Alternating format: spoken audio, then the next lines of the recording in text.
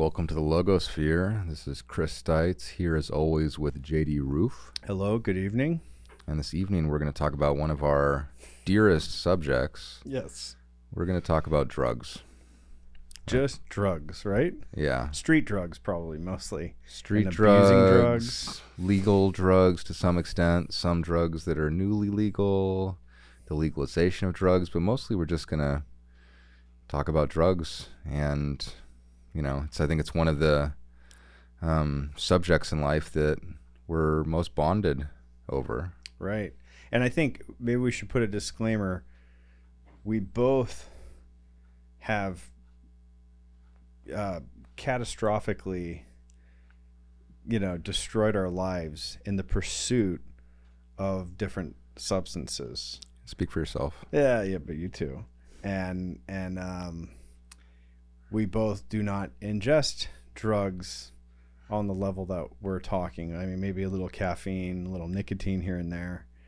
But for the most part, we're drug free, and we've both been drug free for a very, very long time. So we're not promoting drugs, but it's just. But we did love drugs. And that's something that I think we both. And we know, and we no longer do drugs, but we still don't hate drugs. Right. And we're not, like we were talking about this before, we're not Nancy Reagan, don't do drugs, the conservative, like drugs are the devil, marijuana's the devil's lettuce, stuff like that, because we just can't. I mean, what I've found is I just can't use drugs like a normal person. When drugs work so well, and that can be anything from opioids to mescaline, whatever it is, whatever drug it is, cocaine, crystal meth, they work so freaking well that they literally cause humans to destroy their lives over them, right?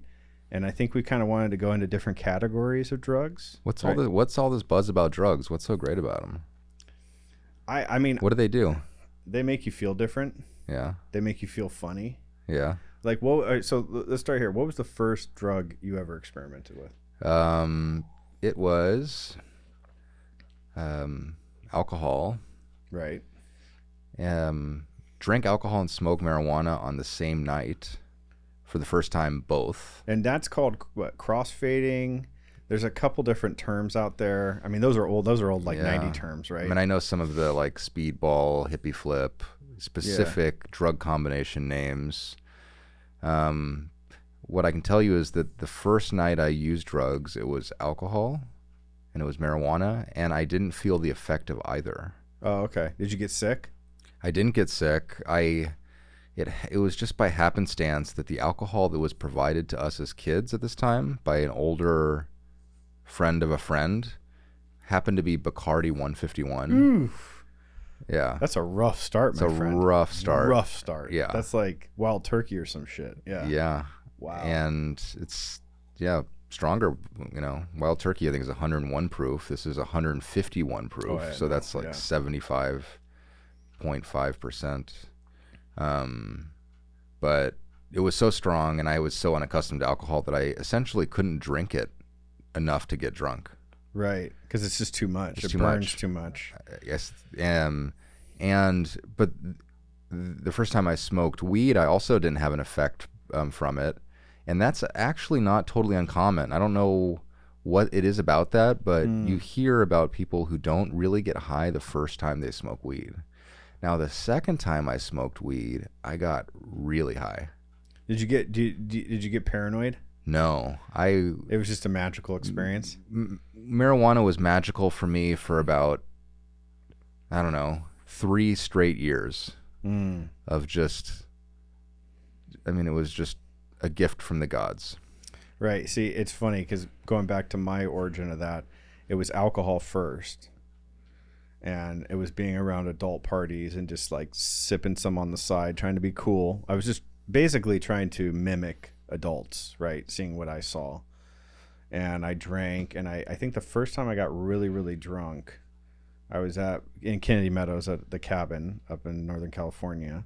And I got so drunk that I ended up I think I projectile vomited off the front porch in front of all the family. We were having a big party, and it was embarrassing for my family and all that, right? And I never got into weed, but I was always kind of chasing the drink, right, and sneaking it and trying to steal it from my dad's liquor, and then I was one of those kids that would fill it up with water, you know what I mean? So it didn't look like I was taking, and I would take little water bottles and stuff and fill them up with whiskey or whatever, and I experimented a lot with that. But then my good friend introduced me to marijuana in 8th or 9th grade, and I got high the first time. I was just plastered on the couch. It was like a psychedelic experience for me. I absolutely love cannabis. It was one of the best drugs. It's probably one of the best drugs.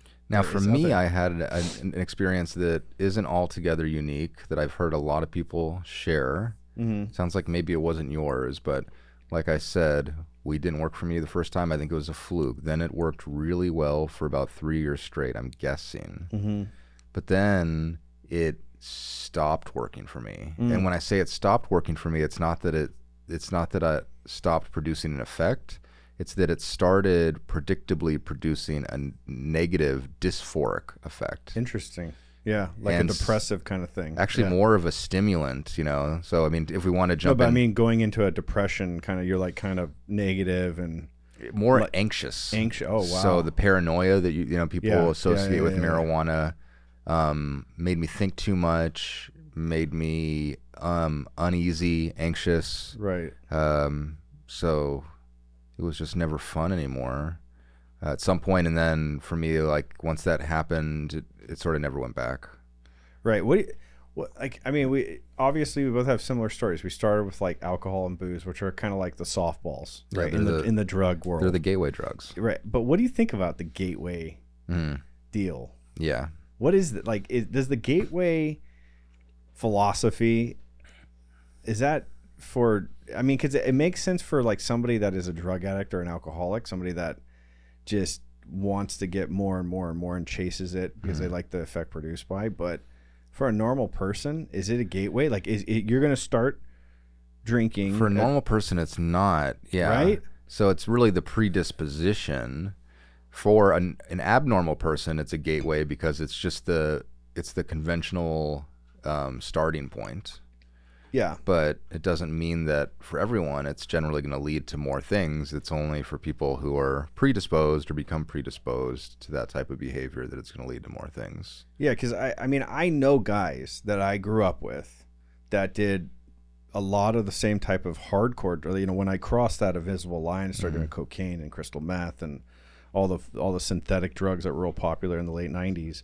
I knew a lot of guys that did the same kind of stuff. Maybe not as severe as I did, but they all played with mescaline and all these different things, and they didn't turn out to be like me. It's right, it's like one a of the real riddles, drug addict, right? Riddles of our lives. Yeah, and what is it? Because we're trying to kind of tether this out, but is it because drugs work so good? They're so good that once you get to that euphoric state that you're after, you just don't want to look back. You don't want to accept reality on reality's terms without being affected by some euphoric experience or some extra oomph. Because when you're actively using hardcore drugs, what I've noticed is when you have the hangover or you're in between your fixes, the world sucks. Yeah. It's horrible. I know that's because you're coming down off the drugs, but the volume is it's just not. Your reference point gets totally thrown off. Right. And then that becomes your standard cadence is just to be high all the freaking time, 24/7. Yeah. But again, for some people, that's just not the case. Right. They just don't have that experience. They don't have that experience. Yeah. And that's that's a long conversation. Right. So all right, getting back to just drugs, right? We're going to keep this to drugs. So alcohol, weed is always usually the starter. Yeah. What was the next? What do you think's the next one on the list? Good question. It was probably some type of pill, just schedule for, a Xanax or Percocet? Maybe a Xanax, probably like a Percocet or a Vicodin or a Dilaudid. Ooh. Not a Dilaudid. I was thinking what was it that we used to steal out of my mom's medicine cabinet? Ooh. which was a hydrocodone. Oh, hydrocodone. Well, hydrocodone is Vicodin, but this was another brand name of hydrocodone that I just haven't heard in a long time. It's not Klonopin. No. Well, Klonopin's, yeah. Or it was possibly, not dextromethorphan, but dexedrine or dextroamphetamine, or Adderall, some sort of, one of the Ritalin. You have some neighbor friend who was prescribed ADHD medication and they stopped taking it, and you find out that, you kind of get smart. You realize get their homework what it done does. better. Yeah, I know. And then they start handing it out to all their friends on the playground. Well, there was a point in the 90s where it was like Ritalin for everybody. Mm-hmm. Like it's almost like the Freudian thing where he thought cocaine was like the cure-all for the psyche. And well, we lived through that. I mean, was it like that for you? Because it was around, it was when I was growing up, it was very common. My sister got sucked into that and I didn't. For some reason, everyone who was having a hard time at school or wasn't behaving well, they were just throwing everyone on Ritalin or Adderall or Dexedrine.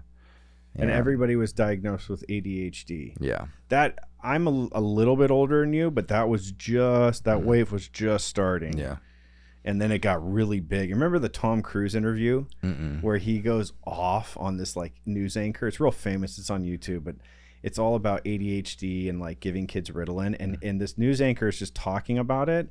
And I don't know if he learned something like in his Scientology course or whatever he did. But man, he goes off on this dude about like ADHD is just like not a thing. Like you're tripping. Like these kids don't, they didn't have ADHD 100 years ago. Why do they have it now? And so that was kind of interesting because it was kind of like the birth of synthetic drugs. I want to say the 80s and the 90s were like the birth of the synthetics. There was all these, like Quaaludes was one. I remember I did a Quaalude. I don't know if it was a real one. Quaaludes go back. Yeah, well, they go back to the 70s and 60s, right? Yeah. But I supposedly did one. And it was one of the most radical experiences because I was at a party and I took it. And I was laying on a couch and I felt like paste on the couch, but I was completely aware of what was going on. But I just like I couldn't even talk. Yeah, you know what I mean. But I loved it. Yeah, it's great. Why do we love that? I don't know. Just being inebriated. Yeah. So Quaaludes, I think, are part of the family of drugs, and I'm not sure about this because Quaaludes are a bit before my time. That are referred to as depressants. Or central nervous system depressants. And Quaaludes, we don't hear about them very much anymore because they have been largely replaced. You talk to our parents and they talk about Quaaludes and how great it was. No one takes Quaaludes anymore because what do they take instead? Xanax. Yeah. Xanax is king. Xanax became king when I was a kid. Yeah. Xanny bars. Yeah. So Xanax Blue is footballs. Xanax is alprazolam. Alprazolam is a benzodiazepine. The family of benzodiazepines is the king family of central nervous system depressants. Another popular central nervous system depressant, I believe, is to go back to the beginning of our conversation, alcohol. Right. That alcohol is a CNS depressant. As is another one of my crowd favorites, GHB. GHB is a central nervous system depressant. So it does what it says it does in the name, is it depresses or suppresses, I don't know the technical difference in those two terms in this context, the central nervous system. So like all the wiring, it just gets turned down. Right. Yeah. And what's so great about... Did you mess around with this? Were you a downer guy? Were you an upper guy? No, I love Xanax. Yeah. The first Xanax I ever took was like I took a full Xanax bar, 2 milligrams of Xanax, and then I just woke up the next day and I have no idea what happened. Right, me too. And I thought, for me, I thought, well, I'm not going to do that again. There wasn't even a experience. For me, Xanax was a bit of an acquired taste. I had to acquire a taste for it over time. Right. But then grew to really love it because it just takes the edge off. It shuts everything down. It shuts down the inhibitory system. So for the reason I grew to dislike marijuana over time, Because it enhances it. Yeah, right? you Like start to think, yeah, feel yeah. guilty, think about your life. Yeah, all the you know, mistakes you made. make you Yeah. second guess. You're not Yeah. going to want to talk to the girl at the counter of the store anymore because, you're like, what are you going to say and how dumb is it going to look and yada, yada, yada. But, you take a Xanax or half a Xanax, and then all of a sudden it's just... You're a smooth talking son of a bitch. You're a smooth talking son of a bitch. Yeah, and that's because my first experience with Xanax, it's probably Xanax, so it's probably weed, alcohol, which we call spirits for some odd reason, right? And then I think I took a Xanny bar, and same thing. I woke up the next day, drool, I might even piss my pants. I mean, I didn't know what happened, but then I woke up, and my mind was like, yes, sir, may I have another? For some reason, I like being completely checked out. And I think that's a temperamental thing, right? And you can work towards that. But yeah, Xanny bars were in the 90s. Whew, those were in early 2000s. Man, we called them party favors. Like, hey, do you got a party favor, bro? Yeah, because it's... Some people like Xanax in and of itself. You have a Xanax addict or it's their drug of choice. Right. But generally, Xanax is sort of a supplement. It's a mixer. Yeah. Yeah. And this is, again, big disclaimer because I'm sure it's one of the worst drugs from a safety standpoint to mix with a lot of things, especially opiates and opiates nowadays. Oh, it's and alcohol. That's why you black out. There's I remember somebody... alcohol. There's some kind of weird thing where you mix the two. But that's why we would mix them. It's Get effed up. Yeah. Off your face. Yeah. Or the other way around, if you're going to do stimulants, which, we're going to get into the, blessings and curses of stimulants, but, that a depressant or a Xanax or what have you will just it'll just cut that edge. The downside of a stimulant is that it makes you anxious, agitated, and sharp. Yeah. And it's just jagged. Yeah. And then so that sort of just softens. It just kind of smooths over the experience. Right. And I remember always trying to chase that, where you're doing some kind of stimulant like cocaine or crystal meth, or it's a come down drug. Right. Yeah. Or it's a come down drug. Like you went on a bender and maybe you took a bunch of ecstasy or something, and you're up for a couple and days. You need to like take a Xanny bar and just yoink out. And Ambien too. What's Ambien? Ambien is also, I think, probably a depressant, but sometimes it's referred to as a hypnotic. Ambien's a trip. Ambien is... You trip on Ambien. I've tripped on Ambien several times. Yeah. Yeah. Take a couple of those, stay up, and then all of a sudden, you're talking in accents that you didn't know you could, and like getting weird. And because you remember that Roseanne stuff where she got in a bunch of trouble? Did she? Yeah. And one of the Kennedys did. He was all like hit on a bunch of Ambien, and he like drove into some security desk, security guard tower. Did he kill somebody or something? But still, Ambien is a nightmare almost. Yeah, it's almost like I can't say anything good about Ambien. Actually, I don't think there's any cons. I mean, I had fun like taking it because it checks you out when you're at that level of using drugs daily, but it is a nightmare. It's like taking a pill, and you're guaranteed you're going to be in some kind of nightmare. Yeah. Right? I mean, or did you love it? I loved it. I loved it. So that's a little different. That was one of my specialties. Ambien. Wow. I was a real Ambien I'm glad aficionado. I'm glad I remembered that one, because that one is I mean, I think it's 3 levels stronger than Xanax. I mean, it's on. And it doesn't take much. It's like it's one of them you're good to go. 2 of them you're like in. Yeah. And then beyond that, I used to take it during the day and stuff. Yeah. And just like, Well, check this out. So what about Tylenol PM and taking it during the day? Have you ever done that? I used to go to school in high school, and I would take like, way over the, you're supposed to take 2 of them or 4 of them or whatever. I'd take like 5 or 6 of them and go to like morning science class. That's how you know there's something really wrong with you.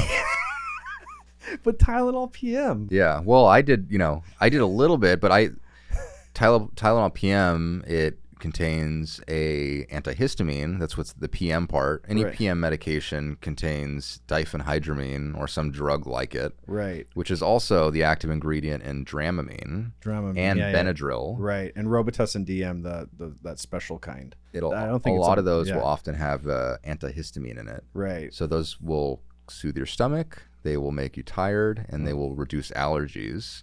If you take a high dose of that medication, you will trip balls. Yeah. You'll see things. You'll have conversations with people that aren't there. You'll feel like shit. Yeah. It's not a It's a weird thing. Yeah. It's not a good trip, but it's a trip. And if you're a punk ass kid and you got no options and you want to feel different. Yeah. I remember I used to do that, and I used to try to up the dosage every day because I couldn't, at that time, I couldn't afford, and I don't think I had the hook. I think I was a freshman in high school. And I just thought it was some idea, we didn't have TikTok and all that bullshit back then, right? Like we just, it was word of mouth, right? Yeah. And, some guy was like, some older guy was like, yo, dude, take Tylenol PM in the morning. Try it out, bro. And you just do. And you just do. Your dumb ass. My dumb. Getting ready for school. Right. Sneaking into the cookie jar. And just bam. And then just feeling weird and just being this weird kid in the classroom. Yeah. Like JD's not quite right, but like what's the answer to the question? You have to muscle it out and then just hope no one sees and then get to lunch. Right. And I don't know. That's I mean, yeah, that is a weird because we used to do the because we since we're in this class of drugs right now, so we got Tylenol PM, taking too much of it and tripping balls on that. But that doesn't work as good as Dramamine, because Dramamine's more of like a pure. It's just without the Tylenol. It's without the Tylenol. Right? Yeah. So you can take more of it without. Yeah. I mean, you take a bunch of Tylenol PM and same thing, but you're just going to take a bunch of Tylenol, which is like probably not good for your liver, but it's not going to. Yeah, it is horrible for your liver. Not the better way to do it. That's like the big con of that is it can literally shut down your liver. Yeah. I've heard that. And then there's the old school Robitussin DM. There was the Robitussin with the codeine in it too. That's a popular one that guys get. I mean, none of those are depressants technically. The codeine's not either. So, but just for depressants, which is downers, primarily Xanax and alcohol, GHB, Klonopin, Ativan, Rohypnol, Valium. Valium. Valium is diazepam. So alprazolam is Xanax.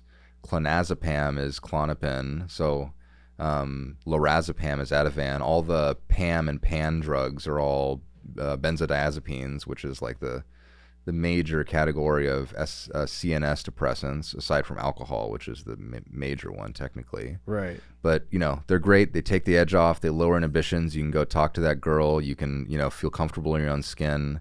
You're not worrying about anything. Your mind is at ease. Those are the real pros of those drugs. What are the cons? The cons are you're going to crash your car or kill somebody. You're going to black out. Look like an idiot. You're going to piss your pants. You're going to not know what you said or did. You're going to shit your pants. You're going to try to steal something from someone.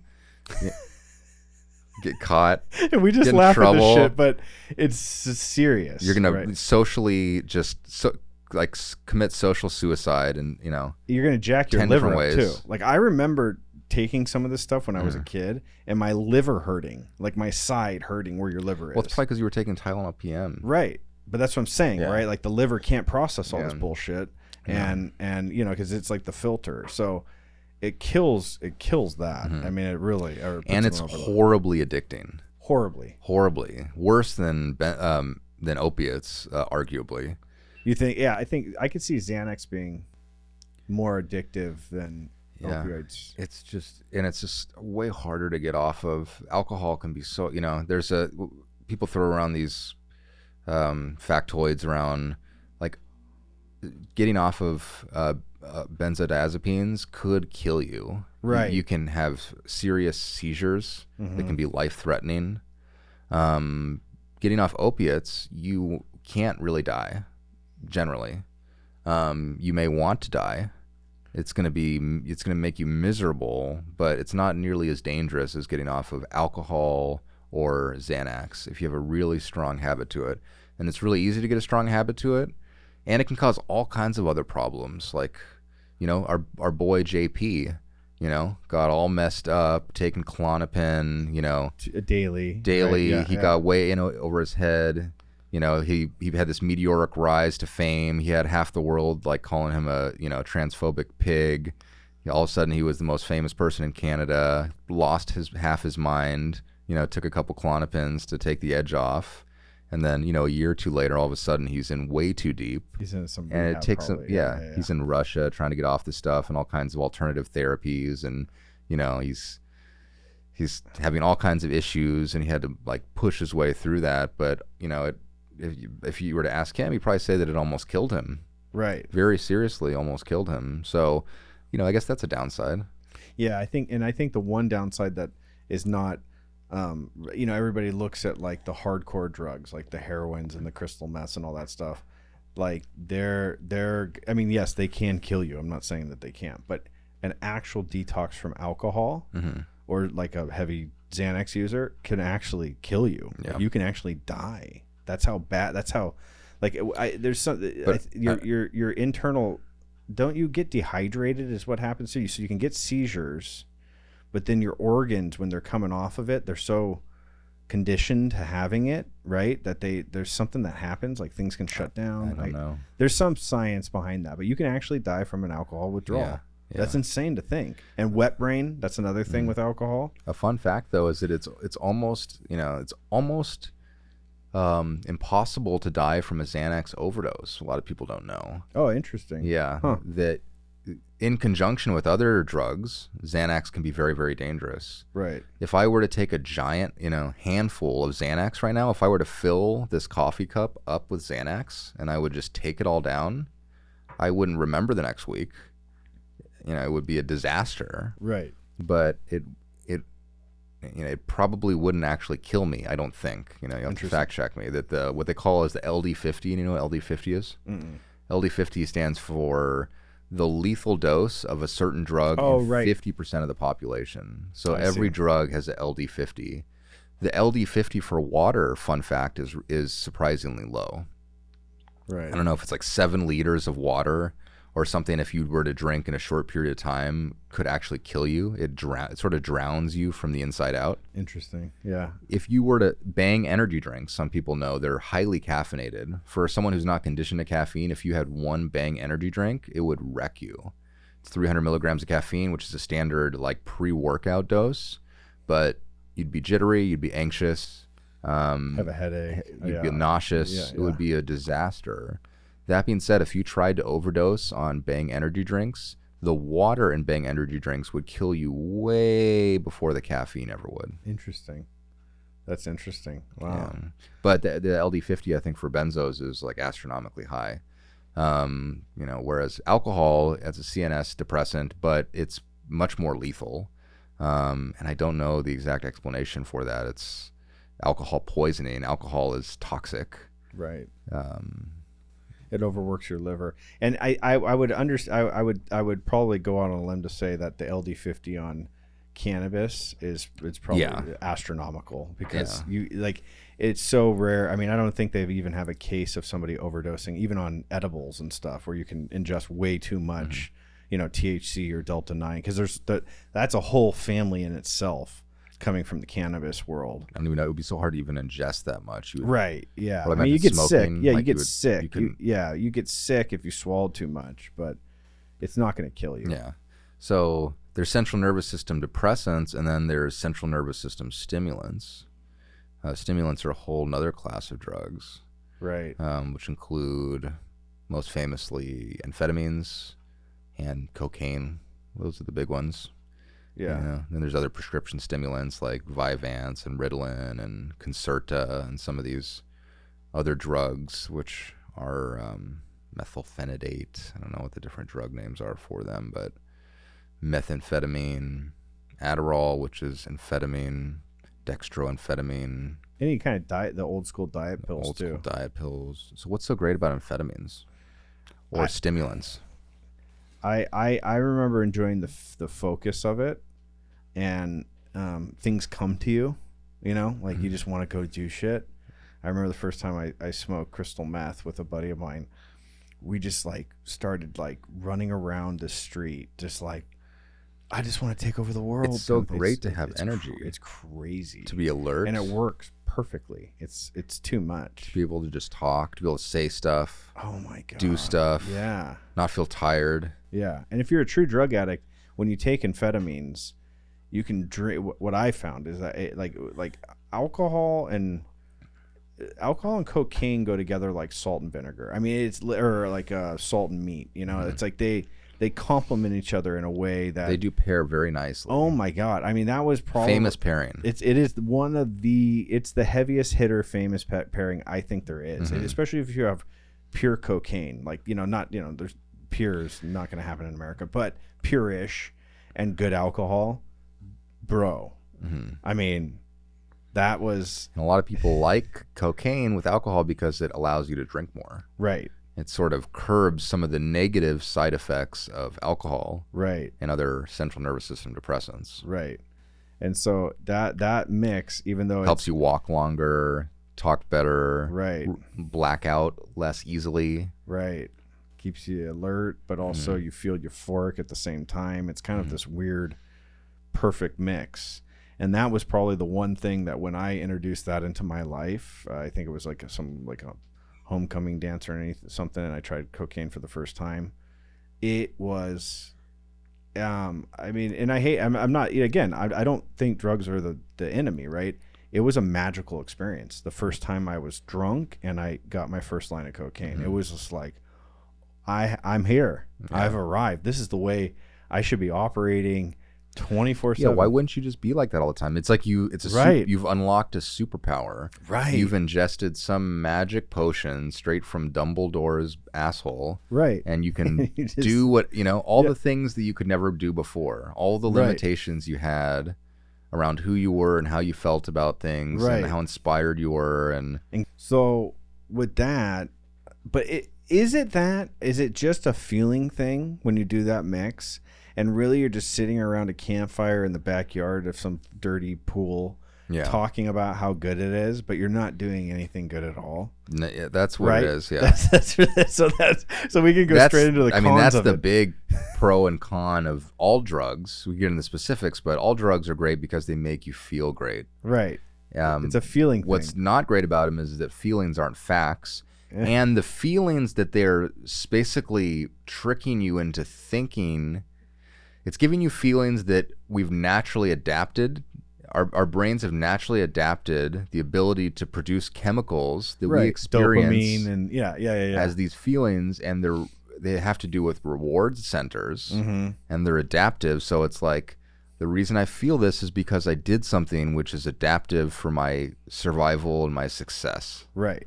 But so now I'm not doing any of that. I'm just hacking right into the system. Right. And I'm producing all of these feelings which should be reflective of like reputational success or some sort of achievement, some sort of upward mobility, but none of that's taken place. I've just faked the feeling, right? And the feeling is temporary.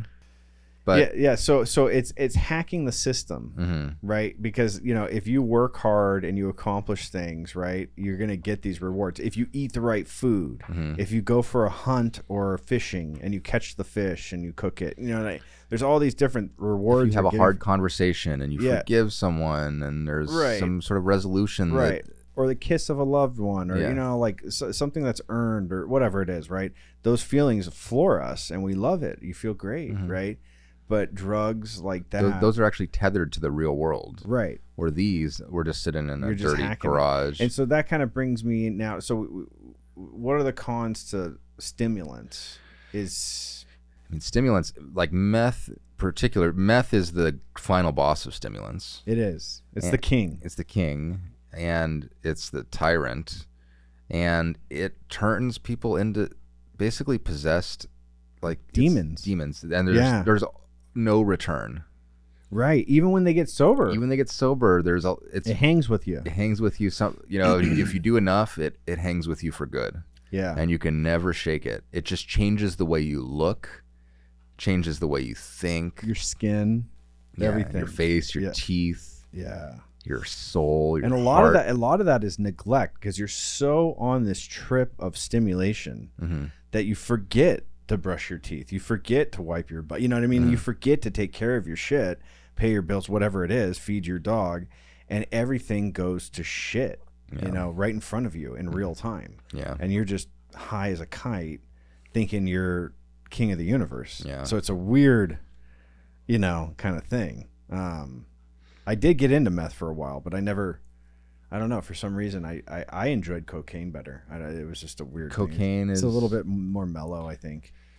I mean, cocaine. The difference between meth and cocaine primarily is that cocaine is more euphoric, and it's shorter acting. You're right. So meth is very strong. You could do some meth if you don't have a huge tolerance or dependency on it. You can do a relatively small amount of meth. It's very inexpensive. Right. And you're gonna feel like a king for, 6 to 8 hours straight. Just hard. Yeah. Yeah. Right. Not hard. It makes you limp, but.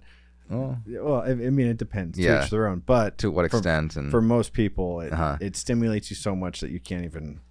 Yeah. But so you feel like a king for 6 to 8 hours, and then you want to blow your brains out for another 6 to 8 hours. Right. So it's got a long come down. So that's a negative. The come down of both is very horrific. It's the end of the world. With cocaine is very short acting. So the way that people usually use cocaine is they get a gram or they get an 8-ball with their, if you're a real just like, just innocent American cocaine user, you're in college or whatever, or you're on Wall Street and it's a weekend and you've really worked hard and you go out to the bar and you have a couple, nice drinks, and then you go back to someone's house and you've all split in on an 8-ball of cocaine, and you just do it frequently. Yeah. You continue to drink and you have to do it frequently. And so you do a little bit, and there's a quick effect that's quite euphoric, and then it stops working relatively quickly. Right. And there's a very quick come down, and the way to solve that come down is to do more. Right. And you just go like that, and you just have to do that until the bag is gone. Right. And then at some point you're going to end up feeling like shit. Right. Whereas, and then crack cocaine. Oh, crack cocaine's a whole different ballgame. Yeah. So crack cocaine is just cocaine, but it's in a different form. There's a chemical alteration that takes place. It gets decarboxylated. Is that what happens? Yeah, I think that's what happens. Right. It's the same thing with the activation of just THCA and then THC. When it gets lit on fire, it takes the carbon out of it. You can't light cocaine on fire. It destroys the cocaine unless it's been turned into crack cocaine. Usually people use baking soda. Right. That's what we used to do. Yeah. And then you have crack cocaine, and the only difference between crack cocaine and cocaine is you can smoke crack cocaine. You can smoke it good. Now, a fun fact about smoking drugs is it's the fastest way, I believe, in order to get drugs into your brain. People not intravenously. Not intravenously. Interesting. Because it's got to go through your liver first, right? Yeah, I think there's something to that. There's some your science kidneys. Yeah. The reason why IV drug use has the reputation it does is, whereas opposed to smoking drugs where you can get them into your brain immediately, that's why smoking cigarettes is so addictive. That's another stimulant. It's nicotine. Right. I love nicotine. You take a puff of nicotine, and there's an immediate hit. There's an immediate reward, immediate hit. Whereas if you're shooting drugs, it's not as quick. It's pretty damn quick. Right. But what it has over smoking is you can do a lot at once. So like heroin, for instance, you can smoke and you can shoot. If you smoke heroin, it hits you faster. But in order to smoke a gram of heroin, it's going to take you all night. Right. Whereas to shoot a gram of heroin, if you had enough ingenuity, you could shoot it all at once. Highly unrecommended. Right. Yeah, because it could stop your heart. Right, yeah. Basically, right.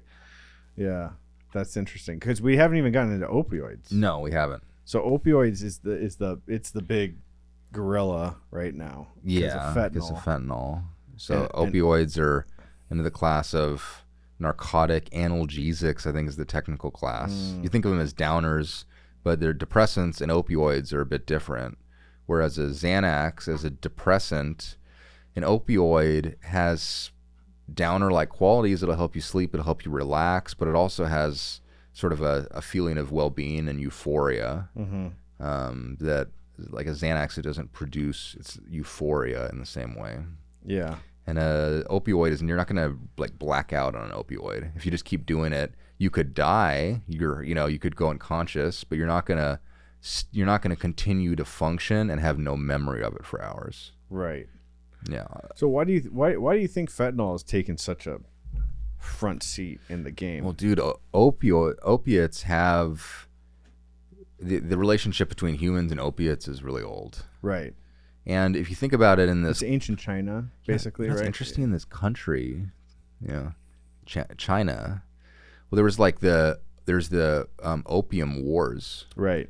There's like, I don't know the history of it exactly, but there's a whole thing where the British Empire was trading opium to China.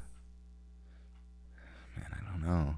I don't know if China was growing it. I know it was connected in some way that, there were all these opium dens in China, and the whole Chinese economy was completely rocked by the opiate epidemic that took place during that time. And they were smoking it. They were smoking it. They were going down in these opium dens, and you pay the person at the front, and you get to have like lounge, and they bring you a pipe, and they, put the raw opium right into a pipe, and you smoke it. Right. Now, heroin would come in powder form and black tar form. Right. Black tar form is pretty reminiscent, I think, in consistency as to what like opium was and is. You never see opium anymore. I'm sure it exists to some extent. Right. But black tar heroin is just further refined opium. Yeah. It's just a couple more things are extracted from it to make it a little bit more pure. Or added. There's like some chemical things that are done. So there's a couple rearrangements that take place. Right. And then fentanyl, so then there was the opium epidemic, and then the heroin epidemic. Right. And then now we're in this, there was the heroin. Then the pills. Yeah, well there was Oxy. Heroin, there was heroin in the 50s, 60s, 70s, 80s. Heroin never went away really, but then what happened was Oxycontin hit the game. The Sackler family, all that, yeah. Oxycontin blew up, and then when that bubble burst, heroin was like, yo, I never left. Yeah, I'm cheap. Yeah. I'm right across the border. Let's go. And then everyone started getting addicted to heroin until fentanyl came on the scene. And it's going to take us a while, I think, to start to understand and reverse how this fentanyl thing has been. Right. Because, I mean, the one thing I remember is that it's talked about how heroin is like the most addictive, substance on the planet. Right? Like, when you take black tar, or when you smoke, because I've smoked black tar heroin, right? When you smoke it, you get sick like shortly after. Like your stomach gets sick. A lot of people throw up. Yeah, you throw for up a period of time. Yeah, you like get all like I did. I remember I was all like, you feel like everything's ice. Yeah. But if you go get a little bit more, if you smoke a little bit more, that goes away and you feel a little better. And then it's like this it's this weird thing. And I'm wondering if it is it because isn't it like an immediate withdrawal that you go through with heroin? There's some kind of thing where once the come down on cocaine, you just feel like shit, right? When you're done with your bag, you feel like shit. You have this gnarly hangover, and then you kind of move on, right? But with heroin, it's like you come down and you just want more, right? It seems like it's the only kind thing. of come down. It's a whole. If you go to a rehab, if you're a stimulant addict, if you're a hardcore meth addict, the basic protocol to detox someone off of meth is stop doing meth. Right. And what'll happen is the person will sleep for a long period of time. They'll crash, so they'll just fall asleep for 3 days. They'll eat a lot of food, and then they'll be off meth. Right. Then once that all finishes, they're going to crave meth like you never believed. It's no walk in the park. Right. But with heroin or with opiates, you stop taking opiates, and then about 12 hours later, about 24 hours later, 36 hours later, 48 hours later, you get to 72 hours later, and you're dying for it. And just dying. It's like you have the worst flu you've ever had. Right. So it's not just craving, it's a lot of physical symptoms, because heroin is analgesic, because opiates are a painkiller. All of a sudden you're in a tremendous amount of pain. Your bones hurt, your joints hurt, you hurt all over. You're sweating, Heroin is also it naturally constipates you. So if you're an opiate addict, you don't have a bowel movement for just mind-bogglingly long periods of time. That's the worst thing. But then all of a sudden, you stop doing that, and all that starts to come back, and you have to go through that growing pain. Yes. Of having your digestive system turn back on, right? And your nose is running, and your eyes are running, and you cannot sleep. You're horribly anxious. They call it kicking, because you can imagine someone in a bed that's just like kicking because they're so uncomfortable around their own skin, and it just goes on for days and days and days. Right. And there's really nothing. I mean, I guess you can give them. You guys do detoxes all the time. There are It's funny because one of the best things is sugar. If you can get people love sugar. Yeah. But you basically, you wean off of it. Right. You take a little bit less, and you don't do that with stimulants. You don't just do a little bit less meth and a little bit less meth. You just stop the meth. With heroin, people normally shift to a Suboxone now. Used to be methadone, or even if you were to technically use heroin, people, it's hard to detox heroin with heroin because for reasons that should maybe obvious, but maybe not. But you take a little bit less. You switch. There's other drugs that can help. You take some Ativan or whatever, kind of helps get people through that more comfortable. Yeah. Yeah. So fentanyl, I think, is going to be something we look back at as like it's because it's so strong. It's a synthetic heroin, right? Yeah. It's a lab-produced heroin. Morphine, I believe. Is it morphine, codeine? So there's different types of opiates. OxyContin does not, like if you have a drug test, the oxy test is different than the heroin test. Heroin is morphine, is the metabolite, whereas OxyContin is it works in a different way. It's a different trip. So I think Vicodin is codeine. So is Dilaudid, I believe. It's hydrocodone. Mm-hmm. There's hydrocodone, and then there's hydromorphone, that's Dilaudid, which would probably be a morphine situation. But so you have opium, and then you have heroin, which is I don't know, say 100 times stronger or 10 times stronger. Yeah. Then you got morphine, and then you have fentanyl, which is then another order of magnitude stronger than heroin. It's funny because in the cannabis industry, right, like you take a plant, because opium, it's a plant, right? It exists, right? And if you farm it, and then you go through all these different processes to kind of distill it down. You apply pressure and heat and boil, all these different contraptions, fractional distillation. You do that with marijuana. And so when the plant grows out of the ground, you can take it and smoke it and get a nice buzz from it. But if you take that plant and you run it through all these different things, you can distill it down and make it more and more pure to the point where you have 100% THC crystals, right? And if you take just a touch of that, it's almost like, if you eat, it's funny that if you eat THC versus smoking THC, like it's almost like the difference between taking like LSD and cocaine or something. You know what I mean? It's a whole different trip. Yeah. It's a whole it's like you might even hallucinate and stuff. And it's just because that one plant, like opium, for example, has been distilled down and engineered to, just get everything out of it, all the impurities out. That so your body doesn't have to digest that. It just gets the ride. Yeah. It gets the good stuff. And that's probably why fentanyl is, it's 100 times more powerful. I don't know the exact number, but it's something like that, right? Yeah. It's insane.